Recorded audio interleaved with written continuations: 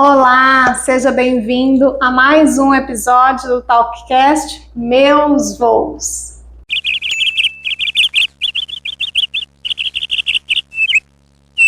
Hoje estou aqui com uma convidada muito especial, todo mundo que passa por esse cantinho é muito especial, mas hoje estou aqui com uma pessoa que desde o início, quando eu pensei em fazer esse Talkcast, eu pensei em chamá-la para ter uma conversa com vocês, porque ela tem muita coisa boa para contar. O nome dela é Naiane Lopes, mas eu vou deixar ela se apresentar melhor. Naiane, conta pra gente quem você é, qual o seu trabalho e o que você tem para contar pra gente. Eu sou a Naiane, sou casada com o Mário, sou mãe de muitos, tenho 2 filhos em vida, mais 5 bebês no céu. Hoje eu trabalho com consultoria de imagem e produção de moda. Já deu para entender que o assunto é bom, né? Mãe de muitos anjinhos no céu, assim como eu. Esse é o assunto da nossa conversa de hoje. Vamos falar da importância da inclusão desses bebês que, por qualquer motivo que seja, não puderam vir à vida. Nós temos algumas situações que nós vivenciamos como mulheres, como mães, e outras mulheres e outras mães têm situações que algumas podem ser parecidas com as nossas, outras podem ser bem diferentes, mas o que vale é a gente perceber a importância de trazer esses bebês realmente para o lugar que eles têm direito de pertencer. Naiane, me conta, quer dizer, me conta não porque eu já sei, né? Conta para as pessoas como foi que a gente se conheceu, o que fez que você chegasse até mim. Eu passei por uma perda gestacional após o nascimento do meu primeiro filho, o Augusto. Ele estava com 6 para 7 meses quando eu tive essa perda, e aí a minha reação inicial foi esconder, foi fingir que nada estava acontecendo. Pouquíssimas pessoas sabiam da gestação, porque era bem pouco tempo, assim, coisa de uns 2 meses. E depois da perda gestacional, a minha reação foi fingir que nada aconteceu. Como muitas mulheres fazem. Sim. E aí foi um turbilhão. Eu costumo, poucas vezes eu falo, esse é um assunto que eu não gosto de falar e que eu não falo muito com as pessoas, mas eu faço a comparação muito daquela barreira de Brumadinho, sabe? Depois de um mês, assim, veio como aquela barreira e foi levando tudo. Aí eu entrei em um quadro muito profundo de depressão. Então, uma depressão muito séria, havia um risco eminente de tentar contra a minha vida. O psiquiatra havia conversado comigo de forma muito clara, e com também sintomas de síndrome do pânico. Então eu estava com uma depressão muito profunda, com síndrome do pânico, e ele foi muito claro comigo, porque ele falou, eu vou te dar a medicação, isso vai te estabilizar, mas não vai resolver seu problema. Aí você decide se você quer passar a vida inteira dependente de remédio, ou se você quer resolver sua vida. E foi quando, através de uma indicação de uma amiga, ela me indicou você e eu cheguei. E uma curiosidade, você toma alguma medicação hoje? Não, isso aconteceu em 2018, 2019 que aconteceu, e eu comecei a fazer o desmame em 2021, desde então eu não voltei a tomar. Tá vendo, gente? É possível tratarmos a causa da depressão, e é possível que a pessoa viva bem sem medicação.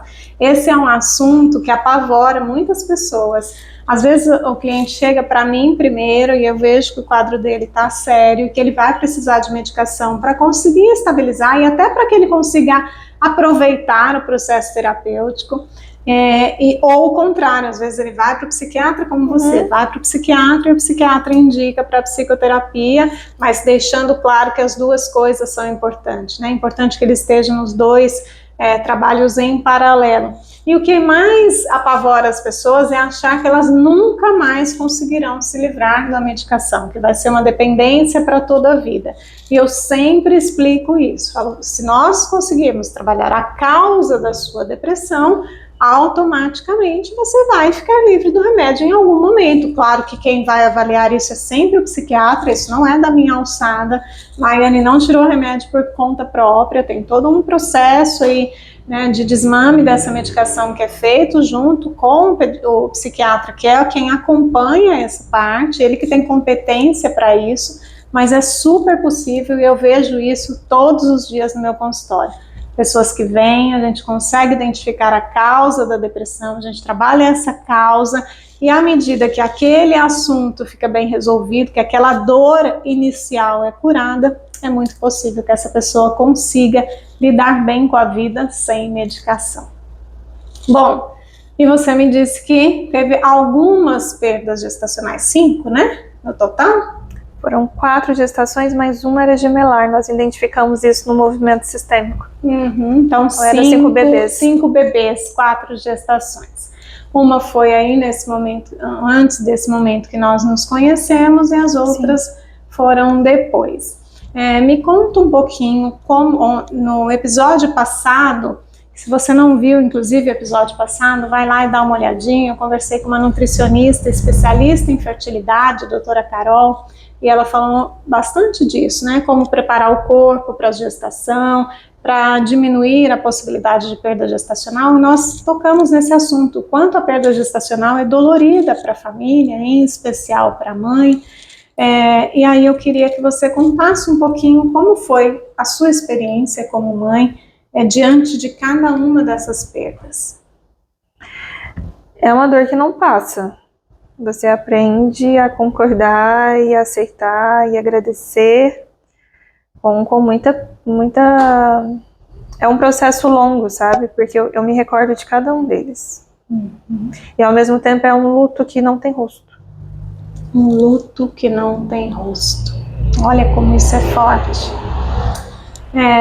Isso é tão importante. Eu chamei a Nayane aqui para chamar a atenção para esse assunto, porque normalmente as mães nessa situação, elas são muito negligenciadas. Porque como não tem rosto, como ninguém conhece esse bebê, quanto antes acontece, né, com menos tempo gestacional, parece na cabeça das pessoas, de modo geral, que aquilo não tem significado. Foi tão pouco tempo, era tão pequenininho, né? Só não vingou. Gente, não é só não vingou, é uma vida que não seguiu. E isso para uma mãe é algo muito forte, né? Muitas mães nessa situação vivenciam esse luto sem rosto de um modo silencioso. Muitas pessoas seguem sem tocar nesse assunto, né? Então, às vezes a mãe, ela quer falar sobre isso, não é no seu caso, porque você se calou, porque nem você conseguia lidar bem com isso, mas tem muitas mães que têm essa necessidade de fala, e as pessoas da família, por não saberem lidar, não é porque são pessoas ruins, mas por não saberem lidar também com aquela dor, vão fingindo que aquele fato não existiu. Quanto mais a gente finge que aquele fato não existiu, mais esse fato grita dentro daquela pessoa. Então, se você já passou por esse processo, né? Se você tem uma perda gestacional, não importa se foi hoje, se foi ontem, se foi há 20 anos, olhe para isso. Isso está guardado aí dentro em algum lugar. Se você conhece alguém que já passou por esse processo, oriente essa pessoa a olhar para isso. E você, estando, né, de fora, dê o apoio necessário. E como é dar esse apoio? É ficar ali batendo nessa tecla? Não, mas eu preciso, principalmente, né, quando é mais recente, só chegar perto e dizer, eu estou aqui, caso você precise de alguma coisa, caso você queira falar, caso você queira chorar, independente do que você quiser fazer, eu estou aqui. Porque o luto de um bebê que faleceu ainda no ventre, como a Nayane bem descreveu, né, esse luto sem rosto, ele é um luto muito solitário para a mamãe. Aquilo que ela sente é muito maior do que o que todo mundo sente do lado de fora, né? Mesmo o pai sendo participativo, mesmo ele estando junto e apoiando, é muito diferente do que sente aquela mãe. Então nós precisamos ter um olhar de muita empatia com essa mãe, porque essa dor, ela deixa marcas, e deixa marcas muito profundas se não for curada, se não for cuidada. Então vamos olhar para esse fato com muito cuidado. Como você mesmo disse, é um luto solitário, as pessoas não olham. Eu ouvi a primeira perda, eu cheguei a dividir com algumas pessoas e Eu entendo que não foi na intenção, mas eu ouvia muito, ainda bem que não veio doente. Ah, mas nem nasceu, então não dá nem para sentir. E na verdade não importa para uma mãe se é um bebê de 2 semanas, 3 semanas, 10 anos, 30 anos, é sempre a perda de um filho. A sociedade não tem essa consciência. E eu sei que não é na maldade, mas na ferida e na dor, que é uma dor muito profunda, muito solitária, porque você não tem tempo para tirar o seu luto, as pessoas não vão entender. Você precisa voltar ao trabalho, você precisa voltar à vida, e as pessoas não querem saber muito desse sentimento também. É um processo em que você precisa buscar ajuda mesmo. Isso faz muita diferença. Está aqui a Nayane, né, como um bom exemplo disso. E falando dessa questão das consequências dessa dor, conta pra gente quais foram essas consequências, além do processo depressivo que aconteceu naquele momento, né, e nós cuidamos dele, e aí tanto que você seguiu, né, você teve alta do processo terapêutico até com muita rapidez, considerando o momento, a forma que você estava quando chegou, e depois as outras perdas gestacionais vieram. Quais foram hoje, olhando para trás, quais foram as consequências na sua vida com essas perdas gestacionais? O que isso causou em você, na sua família? As outras 3 gestações, eu já tinha passado pelo processo terapêutico, já estava de alta, e aí nós decidimos dar um tempo, um espaçamento entre, que o Augusto na primeira era muito pequeno, meu primeiro filho. Nós decidimos uma data para a próxima gestação, assim, mais ou menos ali naquele período vai ficar bom. Aconteceu que era pandemia, e aí eu não tive coragem de engravidar de uma forma planejada, porque nós não temos controle de vida e de morte, né? Nós temos uma noção, mas esse controle nós não temos. E aí eu decidi que depois da vacina, como eu estudei na área da saúde, estudei farmácia, tenho um certo conhecimento, falei, depois da vacina, uns 30 dias depois, nós efetivamente podemos começar a tentar um próximo filho. E aí foi depois desse período eu tive mais 3 gestações. Como eu já tinha passado pelo processo terapêutico e mesmo após a alta da terapia com você, a alta do psiquiatra do tratamento, eu não parei de estudar e eu não parei de adquirir autoconhecimento. Então eu passei por vários processos terapêuticos, né, várias coisas com você, até muitas leituras, muitos livros. Eu busquei bastante conhecimento porque foi uma área que me encantou muito, porque fez muita diferença na minha vida como um todo. Depois que eu passei pela terapia, eu mudei 100%. Inclusive virou outra pessoa. Inclusive de profissão. Então, o peso foi diferente, porque ali havia um amadurecimento e um conhecimento. Eu acredito que não há nada por acaso. Então, essas crianças, elas cumpriram o papel delas conforme Deus permitiu. E a cada perda, eu buscava uma noção, uma busca do que eu tenho que aprender com isso. Isso facilitou muito. E como foi para o seu filho, o seu primeiro filho? Ele acompanhou esse processo das perdas? Ele teve noção de que você estava gestante em algum desses momentos? Como foi?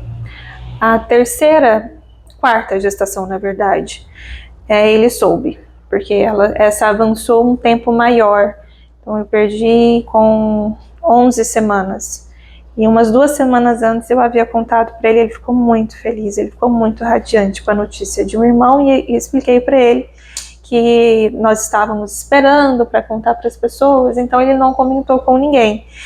E foi terrível, porque até então eu estava lidando muito bem, né? Houve a perda, que pena, claro que mexia, claro que eu ficava triste, mas quando eu vi esse peso, porque ele teve uma crise, teve uma noite que ele acordou, ele gritava muito à noite, e aí quando eu cheguei no quarto dele, ele não falava coisa com coisa, eu tentava entender o que estava acontecendo, se tinha acontecido coisa na escola, se alguém tinha feito alguma coisa, e aí ele falava que a culpa era dele, a culpa era minha, a culpa foi minha.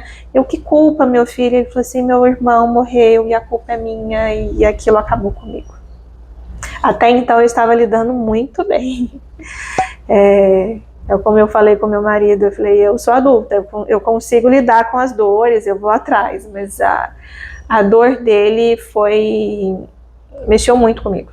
A dor dele foi muito profunda. E isso aconteceu em 2022, o ano passado ele começou a fazer terapia, e durante um processo de microfisioterapia apareceu esse trauma. O fisioterapeuta me perguntou o que aconteceu, e aí ele falou a data, e aí na hora eu não me recordei, depois que eu lembrei que foi justo nesse período da perda, e que ele tinha acordado chorando muito e se culpando dessa morte. A criança, ela é egocêntrica, né? A primeira infância tem essa característica. Então, tudo que acontece em torno da criança, ela tem, de modo geral, assim, ela tem a tendência a achar que acontece por ela ou por responsabilidade dela. Sim. Ela se coloca no centro das coisas. Então, por isso que é tão importante nós cuidarmos dos irmãozinhos também, né?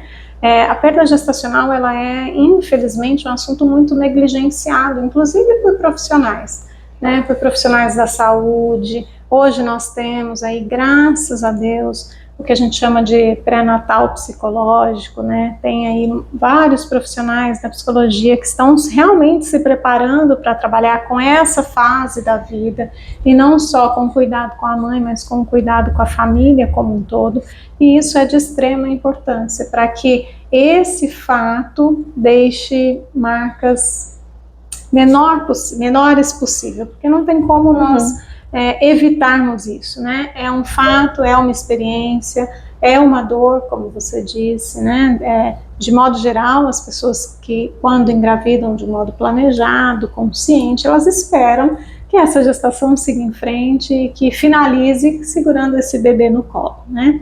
Mas, infelizmente, em muitos casos, isso não é o desfecho.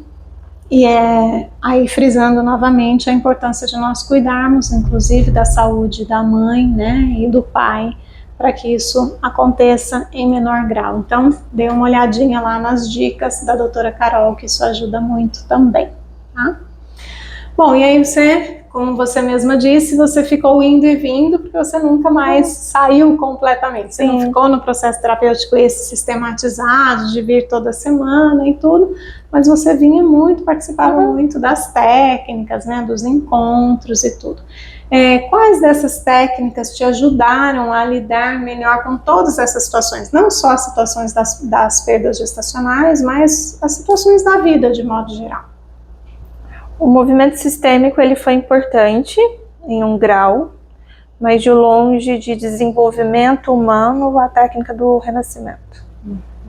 Essa realmente foi extraordinária na minha vida, mudou tudo. O que mudou na prática, assim, que você consegue perceber de mudança? A minha forma de viver. Existiam uns padrões de comportamento que eles vieram da fase gestacional. Isso ficou muito claro para mim, que não era algo pelo que eu estava vivendo no momento, isso era do inconsciente. Entendi.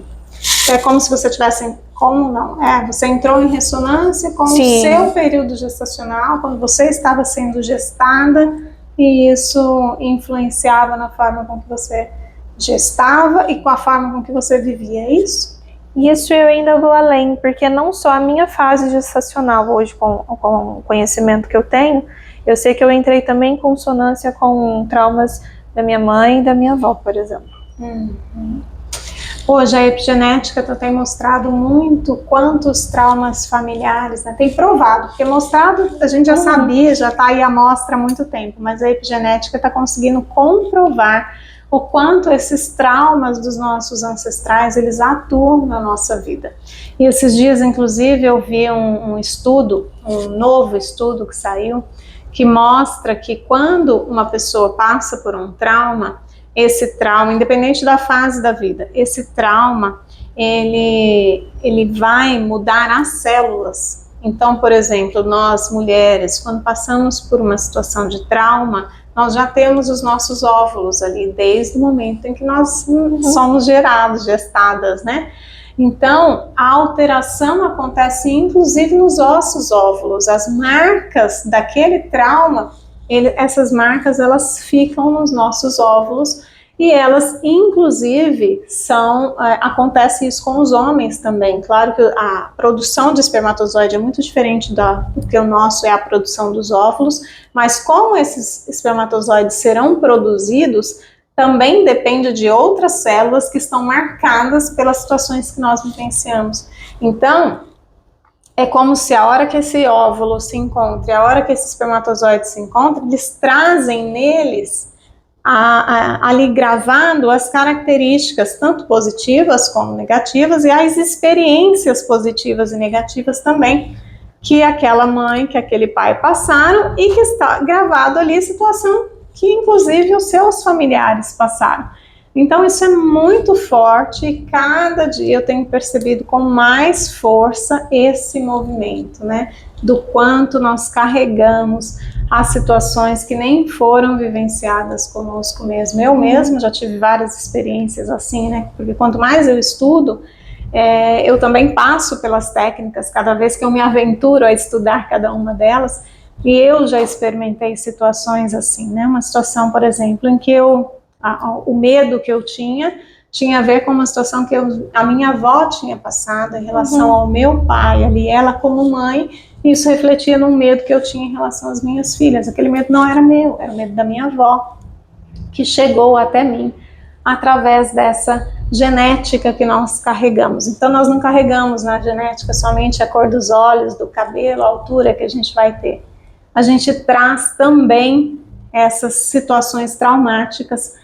Isso começou a ser observado a partir da Segunda Guerra.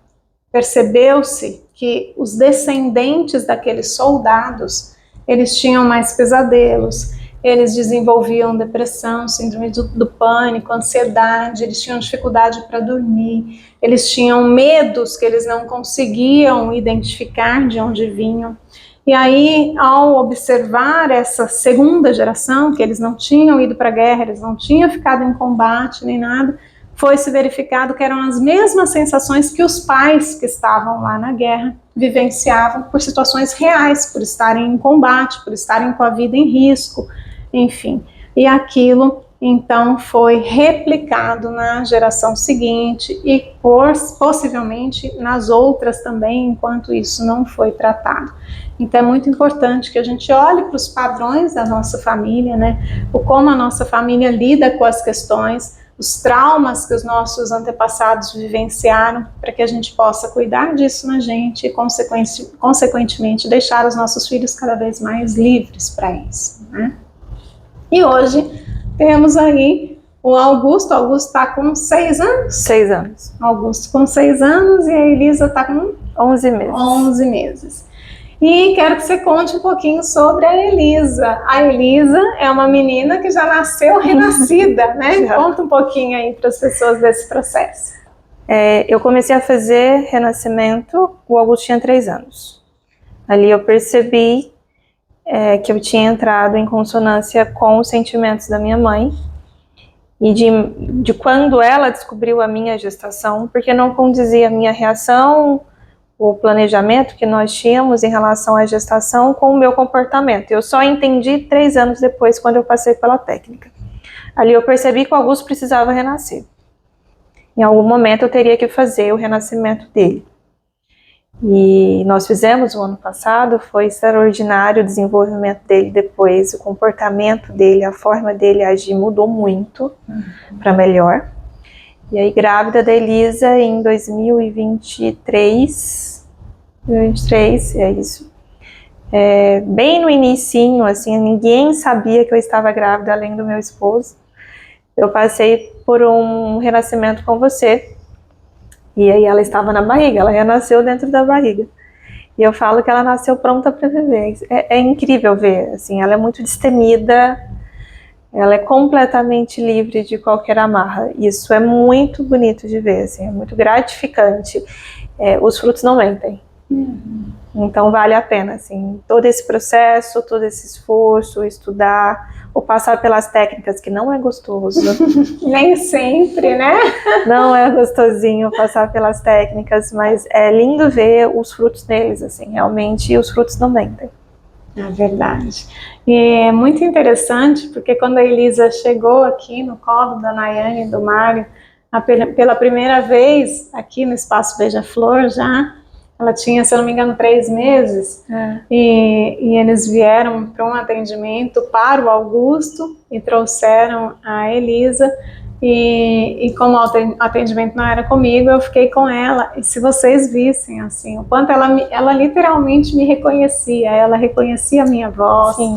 Ela ficou extremamente alegre ao me ver, ela quase pulou no meu colo, e é assim até agora, né, todas as vezes que ela passa por aqui. A Elisa já é figura carimbada aqui do Espaço Beija-Flor, é o nosso chaveirinho, ela está sempre por aqui, e ela tem realmente, ela se identifica muito, e ela se sente muito à vontade aqui, parece que esse ambiente é dela realmente, e é muito lindo realmente ver, né, o quanto aquilo que a gente constrói ainda no período gestacional, eu já sei disso, eu ensino isso, eu explico isso todos os dias, mas ver isso acontecendo na nossa frente é muito lindo e me deixa muito feliz. Quero te agradecer por nos permitir estar aí tão próximo, né, desses frutos do casamento de vocês, que hoje é aqui com a gente, é o Augusto e a Elisa e os anjinhos no céu, mas que com esses a gente tem a honra de conviver, né? Você contou aí que você passou por uma transição de carreira, inclusive, né? Aí com o processo terapêutico. Como foi isso para você? O que te fez despertar e o que te fez perceber que talvez aquele caminho que você estava não te fazia tão bem assim? Eu sempre gostei da moda, mas era algo para mim, e de certo modo eu era meio um ponto de referência ao redor, assim, de amigas, primas, até minha mãe mesmo tem algum evento que eu visto, e esse era algo muito natural para mim, mas não tinha pensado como profissão. E quando decretou a pandemia, eu estava em casa, eu já tinha saído do escritório, e tava uma loucura de morreu 10, morreu 15, morreu 20. E ali eu parei, eu percebi que se eu não parasse de assistir TV aberta naquele período, eu teria uma recaída na depressão. Eu estava em processo, eu ainda tomava medicação, foi em 2020. Ali eu cortei 100% TV aberta e eu aproveitei e falei, agora eu vou estudar alguma coisa que eu gosto. E eu nunca parei para estudar, que foi a moda. Então eu comecei a ler livros, comecei a fazer cursos, eu tive muita sorte, ou não, talvez teria que acontecer exatamente assim, porque em Goiânia não tem muitas opções. Só que essa fase forçou todo mundo a ir para online. Então todas as escolas começaram a lançar os cursos online ou híbrido, e aí eu comecei a fazer de vários lugares, de outros países também. As amigas descobriram, eu comecei a atender as amigas, e aí fui parar dentro da indústria da moda mesmo, na parte de desfiles, de campanha. Com o tempo uma coisa foi puxando a outra, e aí quando eu vi eu estava no São Paulo Fashion Week. Foi muito rápido, essa é uma característica minha, as coisas costumam acontecer muito rápido. Sim, por isso que é tão bom te atender.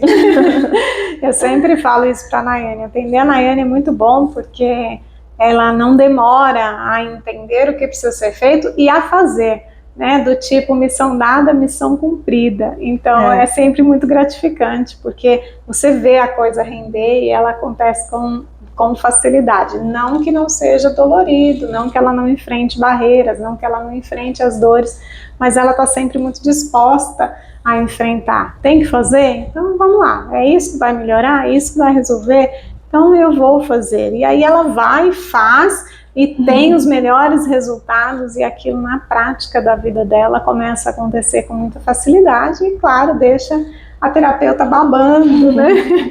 É muito bom acompanhar todo esse desenvolvimento aí, tudo que vem com isso. E aí hoje você falou aí dessa questão do estudar, né, esse envolvimento aí no que se refere ao autodesenvolvimento, e você se tornou também uma estudiosa dessa área, né? Sim. Comecei comigo, assim, comecei a estudar para mim, e aí tudo indica que os caminhos acabem indo para o profissional em algum momento. Mas atualmente estou estudando, fazendo os cursos dentro da terapia. E o quanto esse conhecimento, né, o quanto fazer esses cursos, conhecer um pouco mais sobre isso, o quanto isso te ajuda como mãe, como profissional, como esposa, como mulher, como gente na vida?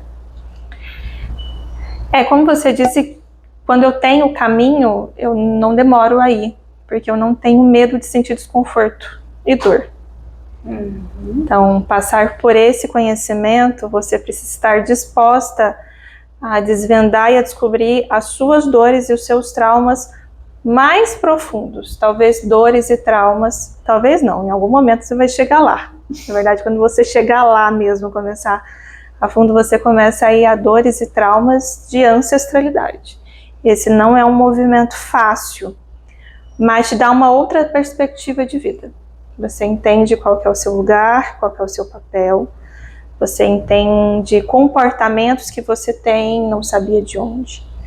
Então, eu sempre tive um casamento muito saudável, mas é inegável que esse conhecimento tornou a nossa vida infinitamente mais leve. Mais ainda para os nossos filhos, porque eu olho para eles e eu vejo o quão eles são livres de dores que vão passando de geração, enquanto não são mudados os padrões, e eles são completamente livres, eles são muito felizes. Tem nada mais gratificante do que ver nossos filhos felizes, Sim. né? E aí vale a pena toda a dor, todo o desconforto, toda a dificuldade, passar por toda e qualquer técnica necessária, porque ali o resultado aparece. E eu sei que os pais, as mães, de modo geral, sempre querem o melhor para os seus filhos. Mesmo quando eles não sabem que melhor é esse, algumas vezes esses pais, essas mães estão adoecidos e não sabem como alcançar isso, mas lá dentro, latente, está sempre esse desejo de que esses filhos tenham sempre o melhor, porque os nossos filhos, eles são nossa extensão, né?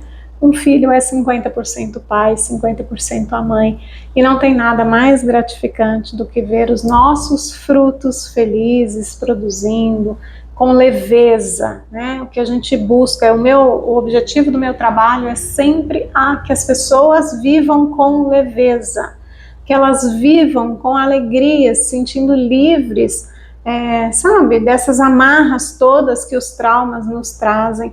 E a Nayane está aqui, uma prova viva de que é possível sim deixar a depressão para trás, que é possível sim encontrar novos propósitos profissionais, né, e ser feliz numa outra área da vida, né, que é possível sim deixar esses traumas com quem ele é de direito, né, entregar para os nossos ancestrais o que é deles, ficar só com o que é nosso, e o que é nosso ser bem trabalhado para que essa dor dê lugar a uma resiliência, para que a gente aprenda com aquela situação, para que a gente se torne cada vez melhor, um ser humano cada vez melhor, para que isso, de modo geral, né, sendo trabalhado em uma pessoa, numa casa, numa família, isso vai se espalhando. E o objetivo é que a gente viva num mundo melhor. Não tem como vivermos num mundo melhor se nós não olharmos para nós mesmos, cuidarmos das nossas dores, olharmos para a nossa casa, para os nossos filhos e cuidarmos dessas dores que estão ao nosso alcance. Aí sim, começando dentro da nossa casa, a gente consegue espalhar isso por onde a gente for. Inclusive, agora o Mário também resistiu ao máximo que pôde, mas acabou chegando aqui no Espaço Beija-Flor. O movimento foi bem esse mesmo, de espalhar, assim. Eu fui a primeira pessoa da família, na verdade, dos dois lados, tanto do lado do meu pai quanto do lado da minha mãe, a passar por esse processo de terapia e buscar o autoconhecimento. E isso tem se espalhado assim, de pouco a pouco. Começou comigo, depois foi minha mãe, aí foi o Augusto, agora veio o Mário, minha avó começou recentemente, minha avó materna, e é lindo ver, porque começou comigo, e aí, como eles veem os frutos, eles têm o interesse, e foi muito bonito. Semana passada eu ouvi da minha avó, que ela falou assim, eu estou com vontade de viver. Ai, que lindo, gente. E é muito bonito, gente. É contagiante. Vai passando assim. Tem aqueles que ficam olhando meio torto, tipo, ela tá esquisita, essa menina. O que essa menina anda fazendo? Mas os frutos são inegáveis, isso não tem como. Eu ouço dos meus primos, recentemente eu ouvi de uma prima que falou, você tá muito mais leve. Dá pra ver em você o quão você está mais leve. E vale a pena. É isso, a gente fica mais leve, a gente fica mais bonito, porque essa beleza, ela vem de dentro. Ela é interna. Aquela luz interna que, quando a Nayane chegou no meu consultório, estava completamente apagada, ela foi acendendo a cada sessão, a cada encontro, a cada técnica, e hoje ela está aqui, brilhando e espalhando luz por onde ela passa. Então o processo terapêutico, ele é lindo, ele é maravilhoso, ele é indescritível. Eu costumo dizer que nada do que eu diga sobre esse processo vai ter o alcance do que ele realmente é. Então, se você que está aí nos vendo agora ainda está resistindo, dê uma chance a você mesmo para viver melhor, para conhecer aí, né, quais são as situações que precisam ser olhadas com mais cuidado. Nós não viemos a esse mundo para o sofrimento, para a autoflagelação, nós viemos aqui para vivermos, né? Já está escrito na Bíblia, Jesus inclusive veio para que a gente tenha vida e vida em abundância, então ele já carregou uma cruz tão pesada para que a gente ficasse livre, para que a gente pudesse viver bem, e tem pessoas produzindo suas próprias cruzes e carregando, sendo que poderia sim viver com mais leveza. Isso não significa que a vida não tem desafios, isso não significa que a vida da Nayane é perfeita, maravilhosa e nada acontece com ela ou comigo.